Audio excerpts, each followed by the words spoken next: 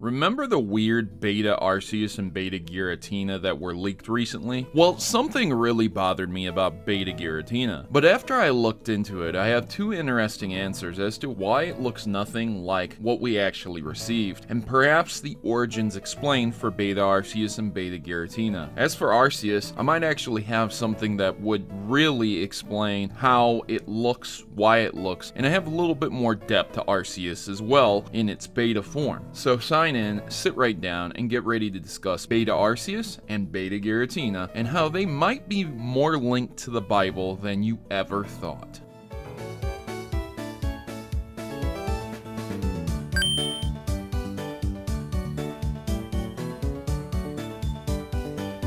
Now, let's get into today's video. If you did not know, there was a huge Nintendo leak which included many of the Nintendo 64 games for a unique Nintendo 64 console marketed towards China. That's about 14 games, but we had a lot of other leaks. In this leak, we discovered that there was the potential for Luigi to actually be in Mario 64. Note that I said potential because it's not confirmed completely yet. Even if L is real, the leak does not have any real information for all of these games' source code. As a measure of protection was put in place against theft and leaks, the software prevented the full source code from leaking. So we're still in the dark for most things, but it's just fun to speculate. While that's great and good, we're not talking about Luigi today or the source code for some old games. In those leaks, there was also revealed the beta forms of many Pokemon, particularly regarding Generation 4. I covered most of these sprite leaks and the way these Pokemon looked in another video. You can check that out at your leisure, any given time you'd like, but for this video in specific, we're only addressing Beta Arceus and Giratina for the time. Arceus looks terrifying, but then again, if you saw God, you'd probably be terrified too. I know I would, and I'm a God-fearing man. Seriously though, this makes good sense because if God can do anything, then what form would it take? It would be formless. I guess it'd be the form you would perceive it as, because you couldn't even understand its true form. Wait a minute, what is this? Earthbound and Gygus? You cannot perceive the true form of Gygus' attack. No.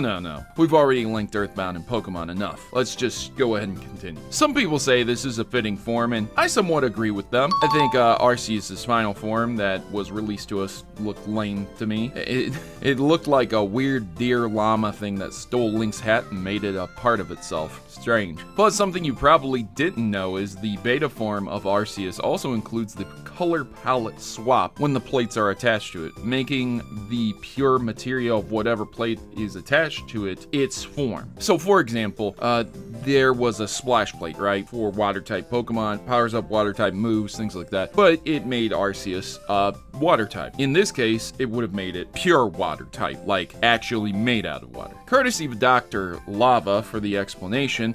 We will talk more about Arceus later though. Let's get into Giratina's beta form. And yeah, it looks nothing like its original form. It looks like one of those old bosses from Super Mario Land, you know, the Game Boy game from back in the day, a weird lion angel thing. But what if I told you this creature sits more in line with the Christian religion than you would believe? Let's begin with Giratina's beta being listed more as a chimera. And once more courtesy of Dr. Lava, in the Japanese version of Battle Revolution, you can find the original name listing Giratina under the word Chimerian. It really comes from Greek mythology more than actual biblical mythology. So let me give you more of a simplified explanation as to why it may have been a chimera and then changed. Later during the storyboarding, Giratina was probably changed from being a random chimera legendary to part of the trio that they had envisioned, making it a quadruple legendary set. If they hadn't changed Giratina, who would have ended up on the cover of Platinum, I wonder? Deep questions. Maybe we would have had Arceus on the front of it and we would have encountered Arceus instead of Giratina. Now that would have been cool, but I don't know if it would have been cooler than Giratina. If it were just a chimera, then it would breathe fire, be female, have a lion's head, a goat's body, and a serpent's tail. Traditionally, this is what a chimera from Greek mythology looks like and appears in artistic renders and interpretations, but that isn't what Beta Giratina looks like at all. It just looks like an angelic lion. And perhaps maybe it is just a chimera. Like, just a random artist's interpretation, right? But I find it weird that they would use the form of a lion and nothing else. Just stick some angel wings on it, maybe a gem here or two. Well, anyways, back to the Bible and the God thing. We have one formless god that can assume the nature of anything by using a plate. And we have one chimera that's missing all of the trimmings of what you would consider a traditional all-you-can-eat Greek mythology buffet. But how are these linked to the Bible? Well, within the Bible, there's a book called Revelation, to which John the Revelator claims to have been taken to heaven and shown the end times. Regardless of if you have faith or not, the book itself explains these beasts in heaven. Take a listen. Starting off with Revelation 4:1, "After this I looked, and there before me was a door standing open in heaven, and the voice I first heard speaking to me like a trumpet said, 'Come up here, and I will show you what must take place after this.'" Moving forward to Revelation 4, 6, and 7. "Also, in front of the throne, there was what looked like a sea of glass, clear as crystal. In the center, around the throne, were 4 living creatures. They were covered with eyes, in front and in back. The first living creature was a lion, the second an ox, the third had the face of a man, and the fourth was a flying eagle. And each 4 of the living creatures had 6 wings, and was covered in eyes, all around, even under its wings." If we continue forward, God's people are also represented by a lion, which is the tribe of Judah.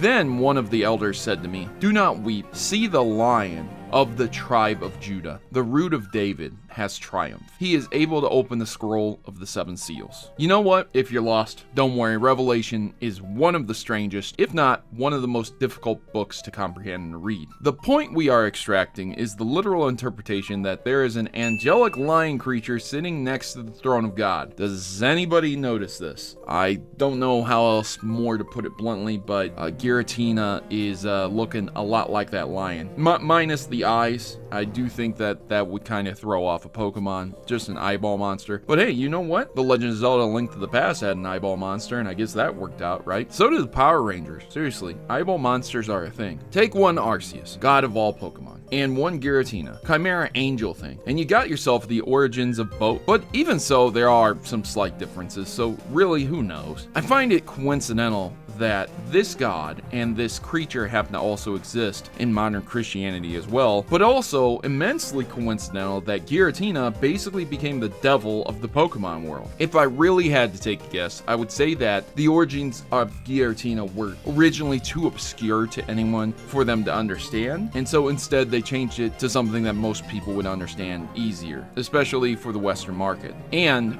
there you have it, folks. The origins of both Arceus and Giratina in their beta forms.